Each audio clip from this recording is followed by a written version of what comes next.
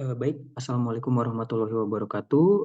Perkenalkan saya Rian Rahmanda, siswa Pekmen di kelas Experimental Design and A/B Testing. Untuk tugas akhir di kelas Experimental Design and A/B Testing, saya mengambil judul tentang A/B Testing for Marketing Campaign Strategy. Jadi latar belakang dari eksperimen yang dilakukan adalah ada sebuah perusahaan yang ingin menjalankan campaign. Nah, saat ini strategi marketing campaign yang dilakukan oleh perusahaan tersebut hanya menggunakan public service announcement atau PSA. Nah, company ini ingin menjalankan strategi marketing strategi campaign marketing yang baru, yaitu dengan menggunakan iklan. Namun, company ini ingin memastikan bahwa strategi iklan ini memberikan impact yang lebih dibandingkan PSA dalam hal conversion rate dari user.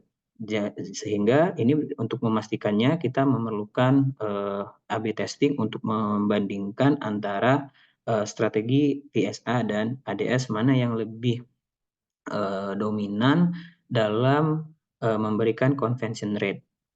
Nah, perumusan masalah, jadi tujuan dilakukan eksperimental ini adalah untuk memastikan apakah strategi iklan itu lebih efektif dibandingkan PSA dalam meningkatkan user conversion rate di perusahaan tersebut.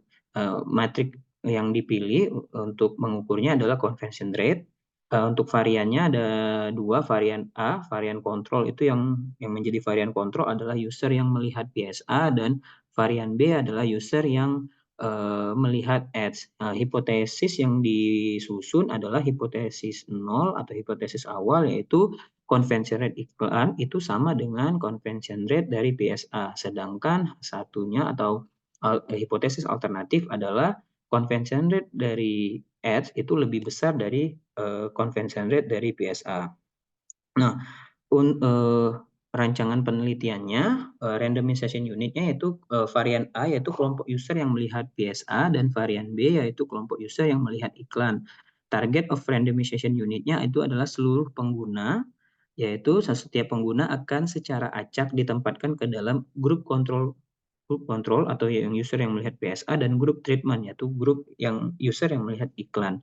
Sampel size-nya ditentukan dengan menggunakan persamaan berikut ini, di mana signifikan level yang digunakan adalah 0,05, itu signifikan level standar, kemudian power level 0,8, standar deviasinya 0,05, dan difference between control and treatment adalah 0,01. Hal ini dikarenakan perusahaan menganggap kenaikan 1% dari conversion rate itu sudah memberikan dampak atau keuntungan. Nah, untuk menjalankan eksperimen ini, estimasi waktu yang diperlukan sekitar 1,57 hari atau sekitar 2 hari ya. Itu karena menggunakan persamaan ini, yaitu jumlah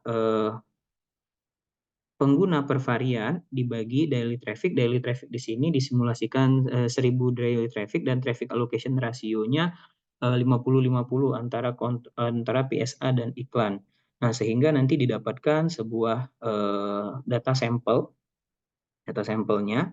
Nah, setelah mendapatkan data sampel tersebut, perlu dipastikan trustworthiness dari data tersebut dengan cara memeriksa missing value dan data duplikat yang ada pada dataset tersebut. Dan di sini saya sudah memeriksa bahwa tidak ada lagi data yang hilang dan data duplikatnya sudah nol. Selanjutnya dapat melakukan data eksplorasi. Nah, di sini eksplorasi data yang pertama itu dilihat tabel grafik frekuensi kemunculan iklan berdasarkan hari. Hari terbanyak itu adalah hari Kamis, dan hari yang paling sedikit itu adalah hari Sabtu gitu. Sedangkan frekuensi kemunculan iklan berdasarkan jam itu yang paling banyak muncul jam 13 atau jam 1 siang, dan yang paling sedikit itu jam 4 pagi.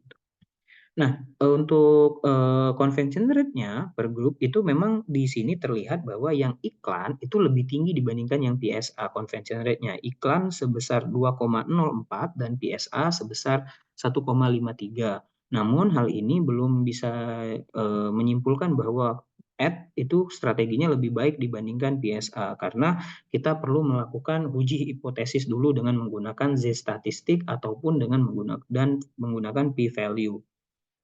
Nah, sebelum melakukan uji statistik, langkah terakhir yang dilakukan untuk mengecek, trustworthiness data itu adalah dengan melakukan SRM test atau sample ratio mismatch untuk melihat proporsi data antara grup varian dan grup, kontrol dan grup treatment gitu.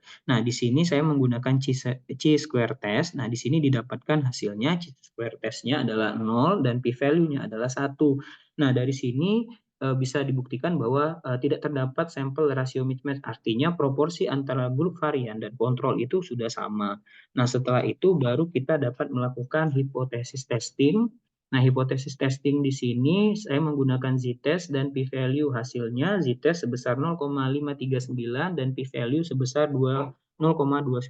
Nah, di sini terlihat bahwa nilai p-value-nya itu lebih besar dibandingkan alfanya 0,05, sehingga di sini kesimpulannya adalah gagal menolak H0 atau tidak ada cukup bukti bahwa conversion rate iklan itu lebih besar dibandingkan conversion rate dari PSA, atau dengan kata lain conversion rate iklan itu sama dengan conversion rate PSA. Nah, dari sini dari confidential intervalnya perbedaan antara eh, perbedaan antara grup varian dan grup kontrol dan grup treatment itu hanya sebesar 0,51% ya, 0,51%. Jadi itu sangat kecil sekali. Jadi memang tidak ada bukti statistik bahwa antara eh, strategi Edge itu lebih baik dibandingkan strategi dari PSA. Sehingga kesimpulan yang bisa saya berikan adalah tidak ada bukti statistik yang cukup untuk menyimpulkan bahwa iklan lebih efektif daripada PSA dalam meningkatkan conversion rate. Hasil uji juga menunjukkan bahwa perbedaan conversion rate antara grup iklan dan PSA tidak signifikan secara statistik. Nah, artinya strategi PSA saat ini sebenarnya mungkin sudah cukup efektif, atau mungkin saja iklan yang digunakan tidak cukup menarik atau tepat sasaran untuk meningkatkan konversi secara signifikan. Rekomendasi yang saya berikan pada eksperimen ini nanti mungkin dapat dilakukan analisis elemen spesifik dari iklan yang mungkin mempengaruhi hasil seperti desain, penempatan, dan konten iklan. Kemudian kita juga dapat melakukan eksperimen lebih lanjut dengan variabel atau strategi iklan yang berbeda untuk melihat apakah perubahan dapat menghasilkan perbedaan yang signifikan. Selanjutnya kita mungkin dapat menginvestigasi faktor lain yang mungkin mempengaruhi conversion rate seperti target audience, waktu kampanye, dan konteks pemasaran. Selanjutnya kita dapat melakukan analisa segmentasi audiens untuk melihat apakah ada subkelompok yang merespon iklan dengan baik. Baik, itu saja presentasi saya. Eh, untuk kode lengkapnya ini bisa diakses melalui link GitHub saya di bawah ini. Itu saja presentasi saya untuk tugas akhir ini. Akhir kata, wassalamualaikum warahmatullahi wabarakatuh.